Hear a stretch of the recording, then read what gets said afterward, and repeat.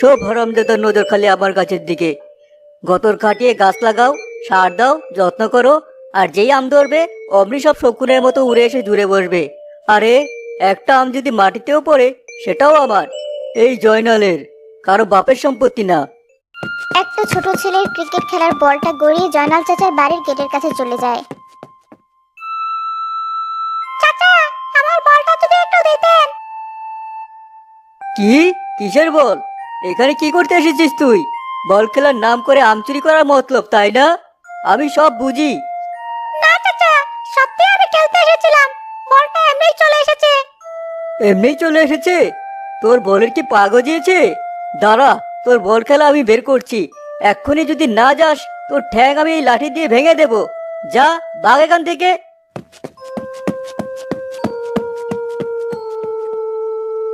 আজকালকার ছেলেপুলে সব চোর হয়েছে, চোখে চোখে রাখতে হয়, একটু চোখের আড়াল হলেই সর্বনাশ। এই যে গাছটা, কি সুন্দর আম ফলেছে এবার। গতবার দুটো আম কম পেয়েছিলাম গাছ থেকে, নিশ্চয়ই কোনো শয়তান পেরে নিয়েছিল। কিন্তু এবার আমি আছি, এই লাঠি থাকতে একটা পাতাও আমার অনুমতি ছাড়া নড়বে না।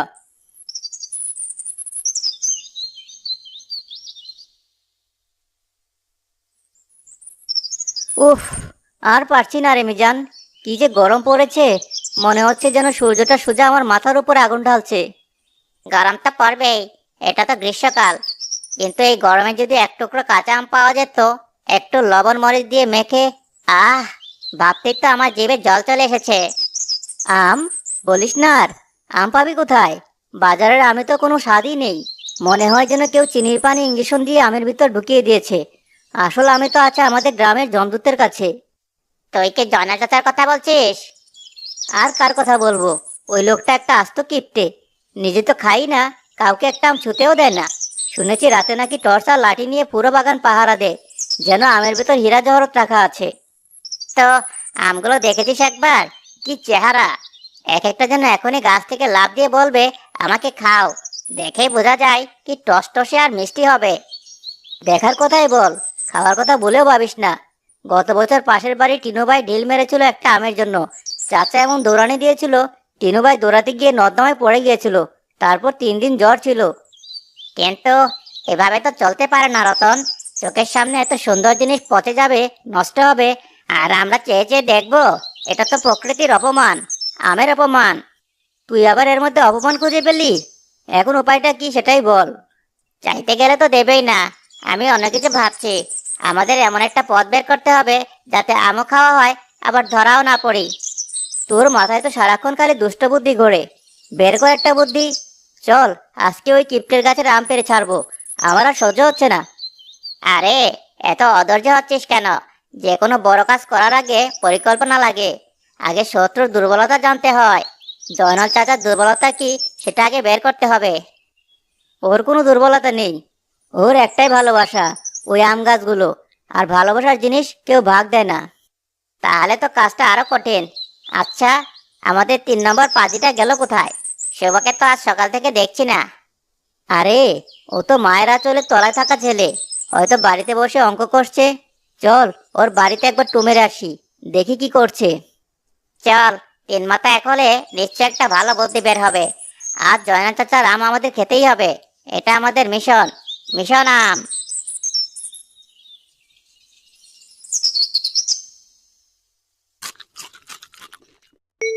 মিজান দেখ, হারামজাদা একা একা বসে কিরকম মজা করে আম খাচ্ছে। আমাদের একবার ডাকও দিল না। আরে, এটা তো সাধারণ আম নয়, সাইজটা দেখ। এটা তো নির্ঘাত জয়নাল চাচার বাগানের ল্যাংড়া আম। কিন্তু ও এটা পেল কোথায়?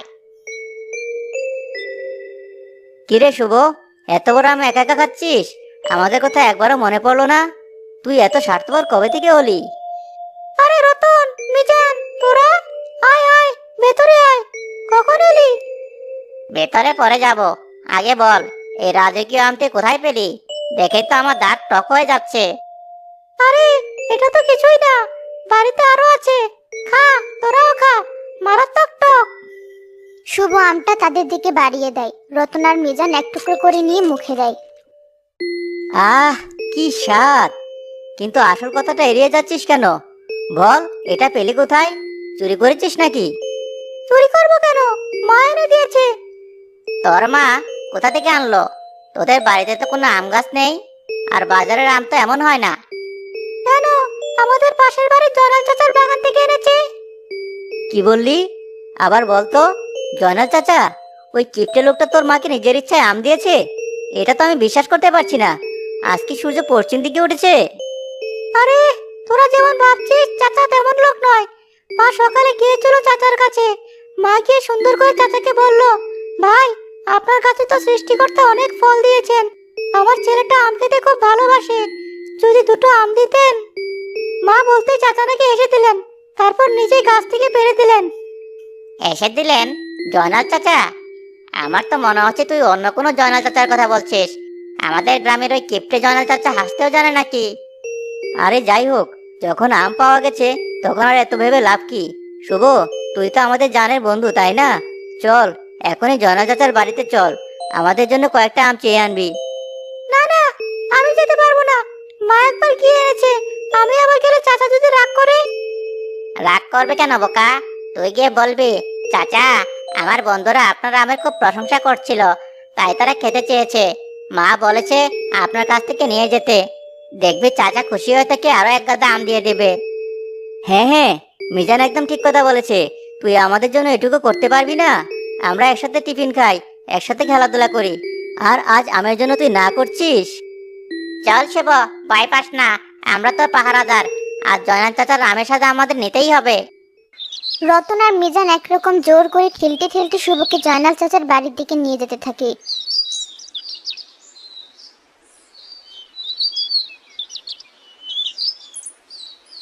শুভর মুখটা ভয়ে শুকিয়ে যায়।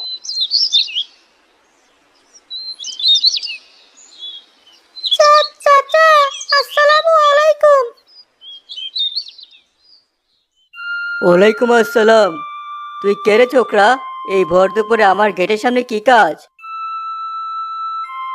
চাচা, আমার নাম শুভ, আমি আপনার বাড়ির পাশে থাকি। তা আমি তোর চেহারা দেখেই বুঝেছি। মতলবটা কি সেটা বল। আম চুরি করতে এসেছিস, তাই তো? সাহস তো কম নয় দেখছি। না না চাচা, আমি চুরি করতে আসিনি। আমি আমি আম চাইতে এসেছি। এই কথা শোনার সাথে সাথে জয়নাল চাচা যেন চেয়ার থেকে লাফিয়ে ওঠেন। কি কি বললি? আম চাইতে এসেছিস? আমার সাথে ফাজলামি করিস? এখানে ফ্রি খাবার ঘর খোলা আছে নাকি? যে আসবে তাকে আমি আম বিলিয়ে দেব? চাচা, আজ সকালে আমার মা আপনার কাছ থেকে আম নিয়েছিল, তাই আমার দুই বন্ধু আম খেতে চাইলো। মা বলল। তোর মা বলেছে? তোর মাকে? সে কি আমার বাগানের অংশীদার? যা, ভাগ এখান থেকে। এক সেকেন্ডও যদি আর তোকে এখানে দেখি, তাহলে তোর পিঠের ছাল আমি তুলে নেব। চাচা প্লিজ, মাত্র দুটো আম, বন্ধুদের কথা দিয়ে এসেছি। দাঁড়া, তোর কথা দেওয়া আমি বের করছি। তোর বন্ধুদের নাম কি বল, তাদের সহ তোকে আজ আমি শিক্ষা দেব।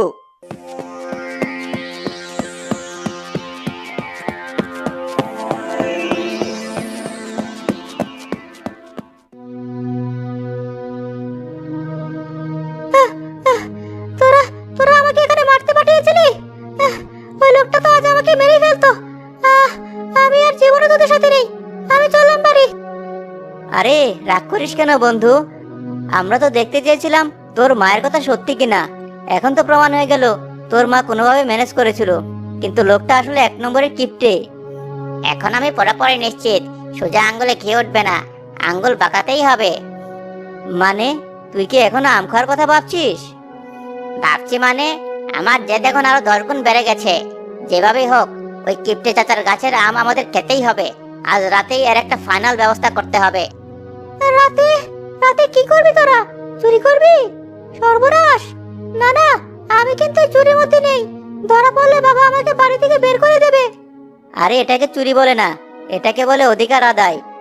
চল মিজান, পরিকল্পনাটা করে ফেলি। আজ রাতে আমরা মিশন আম সফল করবই। আমি পারবো না, তোরা যা করার কর, আমাকে এর মধ্যে টানিস না প্লিজ।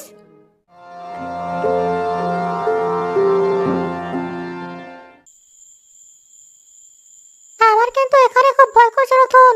যদি চাচা টের পেয়ে যায়, লোকটার যে মেজাজ, নির্ঘাত পুলিশে দিয়ে দেবে। আরে ধুর, এত ভয় পাস কেন?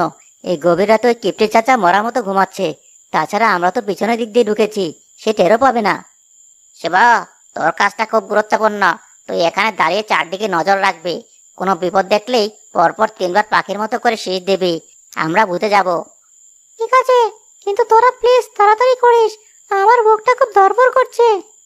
চিন্তা করিস না, 10 মিনিটে কাজ শেষ। চল রতন।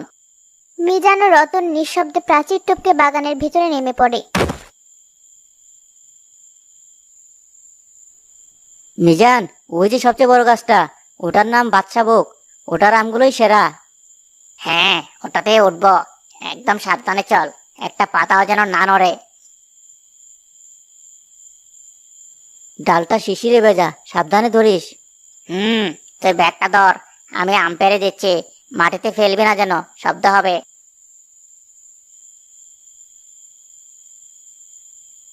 যাক, অবশেষে আমাদের মিশন আম সফল। কাল সকালে হঠাৎ পাশের ঝোপের মধ্যে খসখস শব্দে তাদের কথা থেমে যায়। কিসের শব্দ? মনে হচ্ছে কোনো শিয়াল। কিন্তু এবার মানুষের ফিসফিসানির আওয়াজ স্পষ্ট শোনা যায়। আরে, আর কতক্ষণ শুনবাই? বস্তা তো প্রায় ভরে গেল, এবার চল কেটে পড়ি।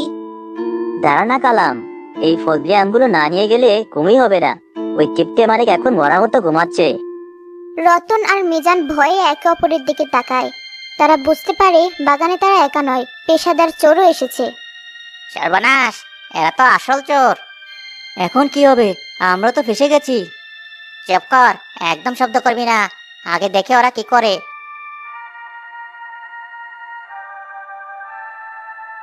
কালাম, তাড়াতাড়ি কর, জয়নাল মিয়া লোক ভালো না, টের পেলে আস্ত রাখবে না।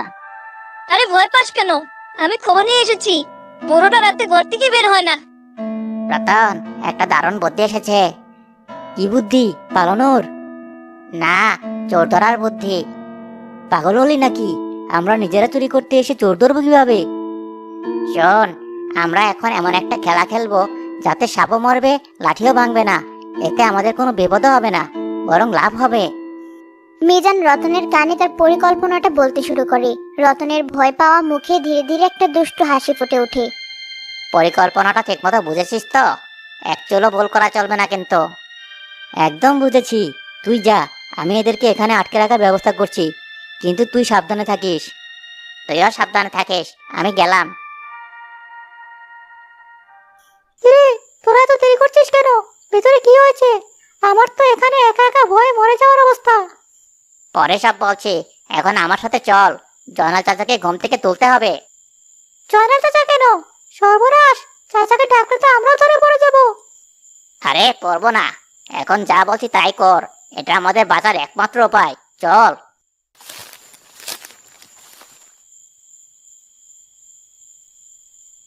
কিসের শব্দ হলো সুমন ভাই?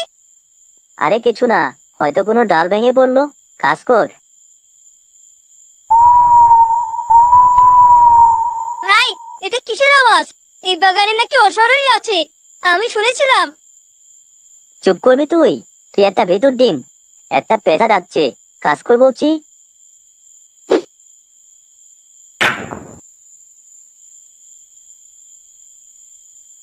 ভাই, এবার কিন্তু শব্দটা অন্যরকম। আমার কেমন যেন গা ছমছম করছে। চলো পালাই, যা পেয়েছি তাই অনেক। আরে দাঁড়া তো, হয়তো বাড়ির মালিক উঠে পড়েছে। একটু চুপ কর দেখি। কে তোরা? আমার বাগানে কি করছিস? আমার অনুমতি ছাড়া আমার গাছের ফল হাতে দিয়েছিস? তোদের আমি ছাড়বো না। বাবারে, ভূত! কে কে কথা বলে? সামনে আয়, ভয় দেখানো জায়গা পাস না। আমি এই বাগানের রক্ষক। আমি গাছের পাতায় পাতায় থাকি, বাতাসে মিশে থাকি। তোরা যে দুটো বস্তা আমি ভরেছিস, এগুলো রেখে এক্ষুনি এখান থেকে চলে যা, নইলে তোদের ঘাড় মটকে রক্ত খাবো আমি। সুমন ভাই, চলো পালাই। আমি আগেই বলেছিলাম এই জায়গা ভালো না, এটা নির্ঘাত কোনো ভ্রমণত। আরে ভূত টুত কিছু না, নিশ্চয়ই কেউ আমাদের ভয় দেখাচ্ছে। দাঁড়া, আমি টর্চ জ্বালিয়ে দেখছি।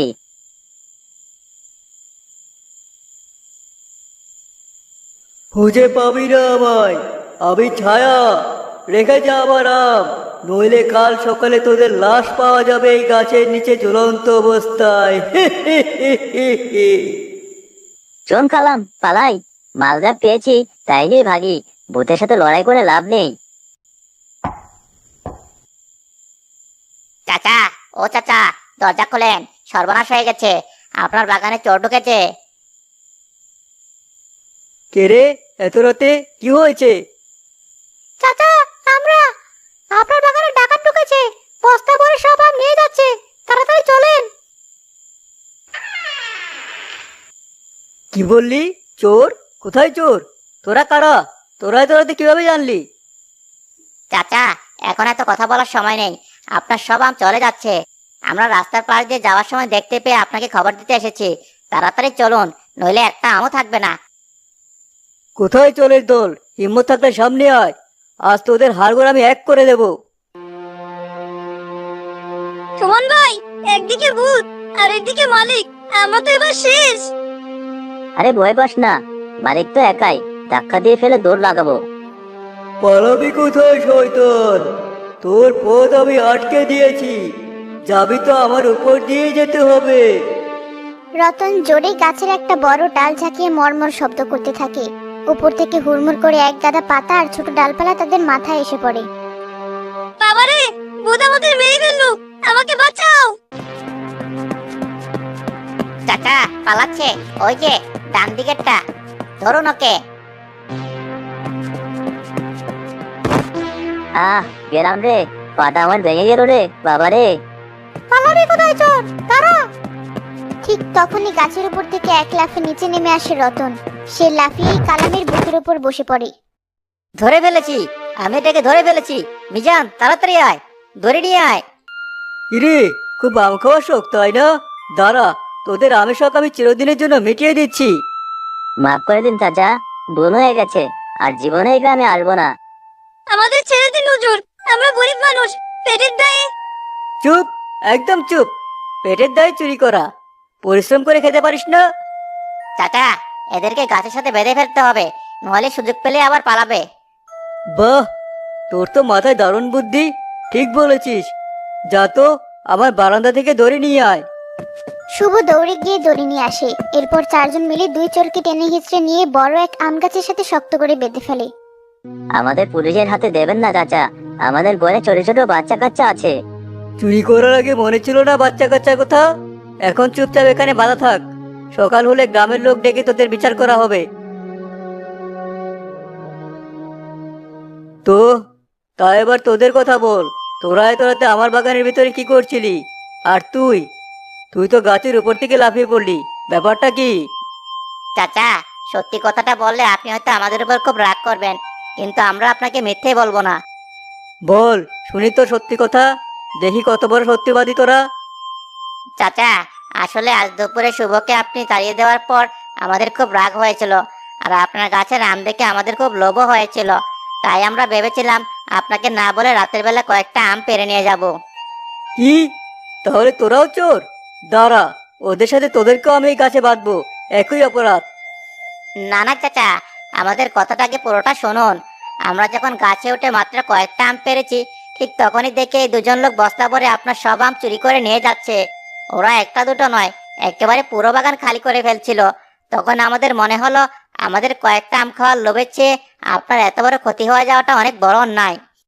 আমরা প্রথমে ভুল করতে যাচ্ছিলাম চাচা, তার জন্য আমরা খুব লজ্জিত। আপনি আমাদের যে শাস্তি দিবেন আমরা মাথা পেতে নেব, কিন্তু আমরা আপনার কোনো ক্ষতি হতে দেইনি। হঠাৎ করে জয়নাল চাচা হো হো করে হেসে উঠলেন। তিন বন্ধু অবাক হয়ে তার দিকে তাকিয়ে রইল। তোরা তাহলে ডাকাত ধরেছিস, আবার নিজেরাও চোর? বাহ, দারুণ তো। তোদের মতো এমন সাহসী আর বুদ্ধিমান চোর আমি জীবনেও দেখিনি। আমরা খুব দুঃখিত চাচা। আমি তোদের কাজে খুব খুশি হয়েছি। এই নে, তোদের পুরস্কার দিচ্ছি। তোরা যা করেছিস তার জন্য এই এক বস্তা আম কিছুই না, এটা তোদের তিনজনের জন্য, মন ভরে খাবি। আর শোন, এরপর থেকে যখনই আম খেতে ইচ্ছে করবে সোজা আমার কাছে চলে আসবি, চুরি করার কোনো দরকার নেই। তোদের জন্য আমার বাগানের দরজা সবসময় খোলা।